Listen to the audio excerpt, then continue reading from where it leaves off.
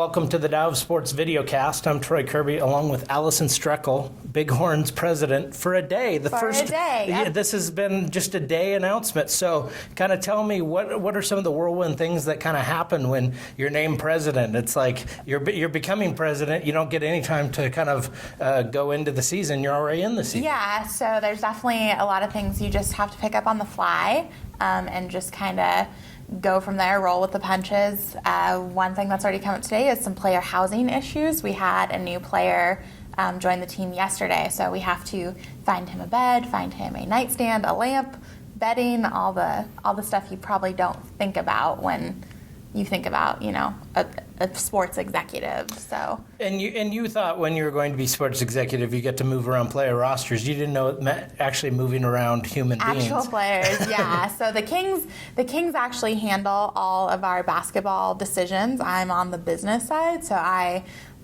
luckily don't have to make those personnel evaluations. Which is good. So that's, one of the things that a lot of people misperceive about what a president does. Mm-hmm. So you've been with the club for a while. You came back after a 6-month absence doing some other stuff.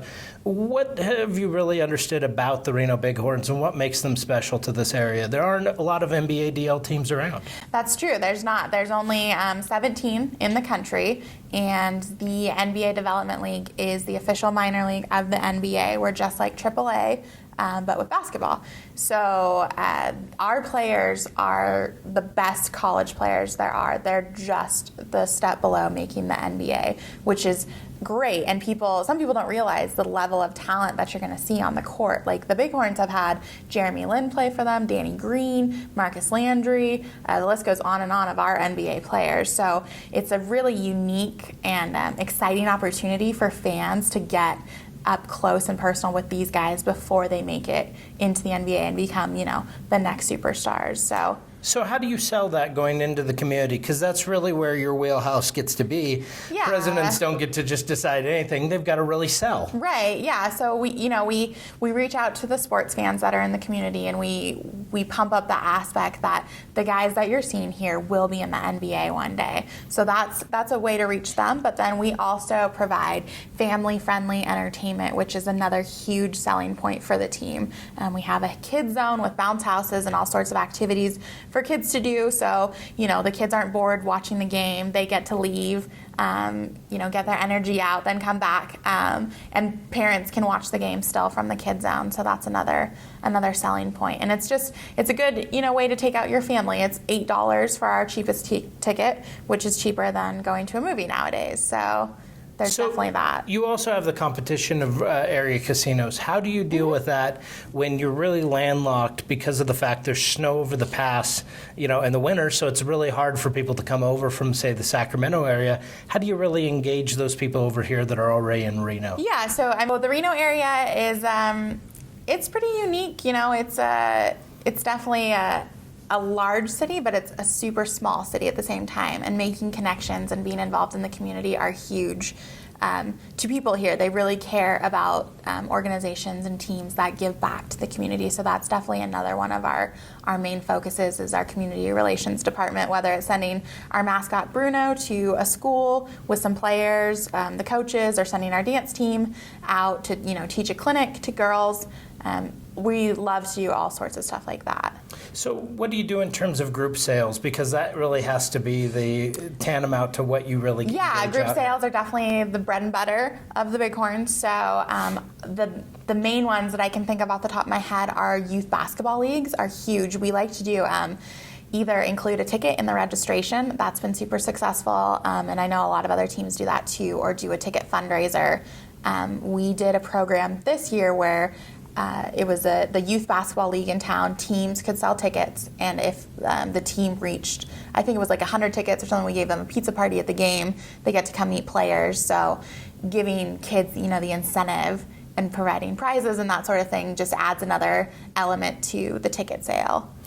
Is your competition U of R, is your competition the Reno Aces, the baseball, or are they a separate cell, different time? The Aces are, a separate, our seasons don't, and are overlap really at all, except if we go into playoffs, they're just kicking off their season. So there's some of an overlap there. But UNR basketball is definitely a big competition. So we try to market ourselves a little bit differently from them. We are the premier college all-stars. You're going to see a higher level of basketball than you will at UNR at the Bighorns. How do you protect your price point? What are the things that you do to ensure that there isn't the idea that I can just get free tickets and I don't have to pay for anything? That is something that we'll definitely have to work on.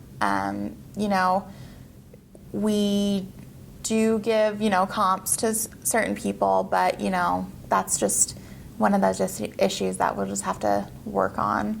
Now that you've kind of come into the role, what are some of the things that you look at that really have to be worked on and really developed as you start to put your mark on this? Yeah, I think just kind of an organization overall. That's one thing that I'm definitely going to focus on.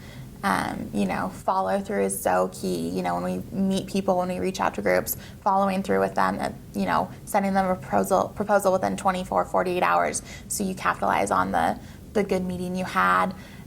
Season ticket renewals are huge right now. That's actually what we're focusing on right now. So renewing what we've got and then just getting out there, getting in front of people and meeting new people. So when somebody looks at working in sports, they usually don't think of a cramped office where there's just a big office with a bunch of desks and guess what you're calling. You happen to have that because of, really the space that you have. Mm-hmm. How do you make sure that people don't get burned out and really kind of engage and understand this is really what it's like working in sports? It's not all basketballs. Yeah, there's definitely the misconception that working in sports is glamorous. I know I thought that when I first started, and then my first week I was like, oh, this is sports? That's interesting, but I like it. To make sure people don't get burned out, you just gotta, I want to keep the office fun and light and have fun with each other, go out after work, hang out outside of the office and, take breaks during the day. Like today we took a break in the morning, the NCAA tournament's going on. We watched the end of the Duke game, which was a pretty big upset. So, just doing fun stuff like that in the office definitely lightens the mood and, makes it not so the drudgery the day after day, making phone calls, making sales, trying to sell tickets. So how do you also make sure there's expectations on those employees so they don't think that they can run over you? Right, exactly. We've made it too much fun. Yeah, you definitely have to balance that for sure. And setting sales goals once the off season starts, everybody's going to get their new sales goals for next year. And, we keep that expectation on them. Like, this is your number. You have to hit this number. This is what we need you to do to make this organization successful. And, breeding a sense of, that they care about the organization, that's super important too. Because, I left the Bighorns for 6 months and then I came back because I really cared about this team and I had invested a lot of time into it previously and I was ready to do that again to make it successful. How do you make sure that that success, that love of the organization really comes down to the rest of your employees? How do you convey that? That's a good question. I'm still working on that and how to show that. But I think leading by example is pretty key too. If they see that I really care about this organization, I'm willing to do what I need to do to make it successful, then I think that will carry through too. And, the D-League is a great place to start your sports career. Like when I started in 2010, I was inside sales, working 20 hours a week, making phone calls all day. And now, 3.5 years later, I'm the president of the team, which is pretty amazing. So I think, if they see that story too. One of our account executives yesterday was her last day because she just got hired by the Philadelphia 76ers to be an account executive there. So there's those success stories all over the league. And if they want to be in sports, they want to go, to the top of the sports world, then this is a great starting point for that. There's generally a misconception as well that you only have to do sales, that after a certain point you can do other things. Mm-hmm. Break that misconception for me. You're still going to have to make sales, right? Right, yeah. You never stop making sales.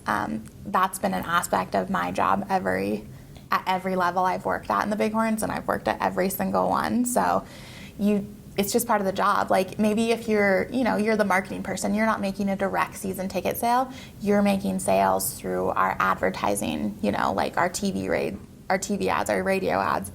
Every single person in the organization has a sales goal that they have to meet. And so I have that too. So it's just, you just got to do it. So are you planning to mentor young staff members? Having them come in, you don't want to dissuade them, but at the same time, you got to get your work. Right. Yeah. One of the things I definitely want to do is sit down with each staff member and see what's your end goal, because that's what my mentor, who was the team president previously, that's what he did with me. When I was working 20 hours a week, he sat down and said, what do you want to do? And I said, well, I want to work in sports. I want to be in an executive role. And he let me do things to get me there. Within the parameters of my job description already, as long as I was still getting things done, he would let me write a press release here and there because that's what I was interested in. Just giving them opportunities to develop their skills while also getting their set job description duties done, if that makes sense. So when you're looking at the overall aspect for 2014-15 for the Bighorns, how do you look at, they don't have suites, they don't have other things, correct? Or, how does the Reno Event Center? Right. There's suites in the event center, but they're owned by the city of Reno, so we can't really sell those ourselves. We have our own premium seating with courtside seats and courtside tables, and then we have a section of club seats that are just behind the benches. That's our premium seating, and then the rest is just bowl seating in a U shape. So when you have that, what are some of the things that you've done in order to increase that type of premium option? Have you tried to add an all-you-can-eat out option? Or? Yeah, we have a VIP lounge that is just for courtside seat holders and then our courtside table seat holders, and they get a meal every game that's catered by, we've worked with a few different restaurants in the area. The person who's catering tonight is it's a single guy. He has a catering business and wanted to get his name out in front of our courtside season ticket holders because he knows those people are influential in the community. They like what he does here. There's a chance they can refer him somewhere else. So we do those. We do offer the meal each game. We do a few other things like exclusive player meet and greets, coach chalk talk, just those. And that's for courtside season ticket holders only. Gives them another added value for their seats. So are season tickets going away, or is it something that no matter what, we're going to have season tickets? Everyone tries to go into the mini packs. Is that really where we're Right. I think you're always going to have season ticket holders just because you always, you have those fans that want to come to every game, those diehards. We've got, that group of 200 people or so. They're there every game. So I think you'll always have season tickets, but you definitely have to make other things available like partials or mini packs, or just the group tickets. Like you've got to we want the Bighorns to be accessible to everybody. So if you just want to come to 2 games, we'll sell you 2 games. We'll make it work for you. So when you're doing that, what are some of the things that you would do to put emphasis on season tickets or longer-term ticket buys? We emphasize the benefits. You get the reduced price. Buying a season ticket is the best value for your money than just going and buying an individual ticket. You get ticket exchange. If you don't use your tickets, you can come to another game. All those basic things, that everybody offers. You get your account executive. You can call them if you have any problems. And you guaranteed giveaways, that sort of thing. So that's a way to entice the season ticket buy. Okay, so then you also have different types of promo items. You have the Reno Bighorns bobblehead. Yeah. Do you do bobbleheads several times a year? We do one bobblehead each season. It's been of our mascot Bruno each year, but this year was special because he's in a Kings uniform, emphasizing this is our first year with the Kings 1-to-1 affiliation. So we wanted to make that stand out and we put him on the Bighorns court still, but in the Kings uniform to really bring the tie-in together. And that's been actually huge for you. I know that a lot of people would go, yeah, great, they're an affiliation, but to have such a local affiliation, yes. Has that actually helped draw out fans? Yeah, definitely. And we've actually had a group from Sacramento come over, I think 3 times this year. A group of 30 to 50 people will come over the hill just to see their minor league team play, which I think is awesome because who would think that you'd come from Sacramento to come watch the basketball team? But it makes sense, they can stay at a casino gamble, do all the fun stuff that you can do in Reno. So. Has that actually been a help of a staying point that you have the casinos nearby then because of the fact they can do other things and then go to the game? Yeah, I think so. And the event center, is in walking distance from all the casinos. It's only a block away. So it's definitely a draw for sure. So what do you do in terms of social media to try to draw people out? I mean, I assume that's one of the aspects of marketing that you guys really engaged in. Yeah, definitely. We have a Facebook, Twitter, and Instagram account for the Bighorns, and we post, game day updates. Hey, there's a game tonight. Come out. This is the promo that's going on. Or on Twitter, we live tweet during the games, so fans can stay updated even if they're not there. And then on Instagram, that's more of a kind of like behind the scenes look, which I think is really cool. We'll post pictures from practice that, just give that behind the scenes exclusive access, which I think is really cool, a really neat function of Instagram. So. Has that actually helped you sell more advanced tickets online because they'll see the things on Instagram or see the things on Twitter and they've actually decided to buy? I think so. I haven't actually seen those numbers yet, so I can't say for sure. But I would think, any presence you have online is going to help just raise brand awareness overall. So one of your brands was affiliating with Jeremy Lin when he was here. Jeremy Lin's now an NBA player with the Rockets, doing great. Yep. You had him here at the Reno Bighorns. You had a basketball. Kind of talk about that. Yeah, this was something that one of our season ticket holders made for us, actually.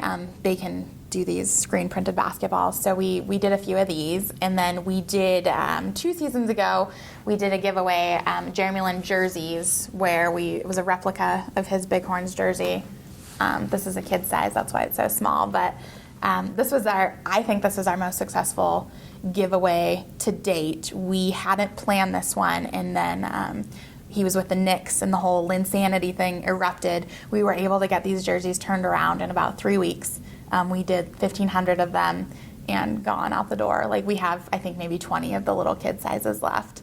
So we were able to capitalize on that success really quickly, which was great. So has that been also a different kind of draw on those a type of weekday nights? I know the weekends are always going to be better, but for the weekday nights, is that where you're putting most of your promotions? Yeah, there's the 2 philosophies. Do you put your promotion on a game where it's going to be slow, or do you put it on a weekend when you know it's going to be good, and then that'll just add more people? So we tend to do them on the weekends just because there's more people that are going to be there that are going to see it. So. Okay, so when you have these types of promotions, what do you do on the weeknights to make them? I mean, I guess right. More. Yeah, we do a lot of merchandise and concession promotions. So Wednesday is $2 hot dog night. Monday is Merchandise Monday, so you get 20% off all merchandise then. We're lucky we don't have too many weeknight games. Most of ours are Friday, Saturday, Sunday, but on those few, we try to always have some sort of promotion going, so the fans that are coming get something. So when you're bringing on new interns or new young employees, how do you engage them to make sure that when they're seeing this, they're not really just fixated on getting their own promo item, but they're actually fixated on ensuring that we're handing them out to the right people? Oh, yeah. I think, just having a senior staff member watching is always good. We've done, with season ticket holders, they'll get a coupon in their season ticket book, and then they turn that in to get their promo giveaway. That's worked really well, because then we know that they're not coming up to grab extras because they've already redeemed their voucher. So what have you learned from your time as an inside salesperson going 20 hours a week to now? What could you tell yourself back then that you'd go, wow, I wish I would have known? I think that making connections is huge. I would have told myself to meet as many people as you can in the area, and really, not be afraid to just say, do you want to buy this? Not be afraid to ask for the money. So that's definitely one thing that I think I could have done better. So in terms of that, do you now try to engage more on the sales side where you're really trying to do the ask a lot quicker? Yeah, definitely. And, it just makes everyone's time more efficient. If you can get to know quicker, then that's great. Then you don't have to chase that person down. And if it's yes, that's even better. So definitely.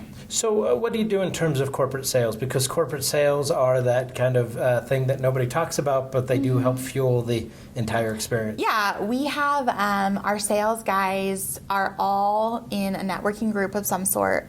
We have one that 3 of them are in is BNI, which is Business Network International, I think. Don't quote me on that. But so that's a referral program, and everybody in there is in a corporation. And so you refer, somebody says, hey, I'm selling season tickets, and everybody in there says, oh, I know this person who might be interested, and then refers them to you. It's a great way to engage the corporate side. And then really, you're just making calls to those corporations and trying to get in touch with the decision maker and go from there. How do you make sure that it's more than just putting a sign up on the wall, that it's with corporate sales that you're activating for them? Yes, definitely. So we have, the person on staff, she's our client services manager. She makes sure that all elements in the contract are activated. And then I think keeping an open dialogue between sponsors and you and the team is just huge to making sure that it's successful. Like if we have a promo that we thought at the beginning of the season was going to be a great idea, check back with them 5 games in, they're like, oh, we're not seeing any return on that actually, then I have no problem switching it or changing it to try and make it more beneficial for them. So what have you used from your time at the golf course to really kind of use here now as the president?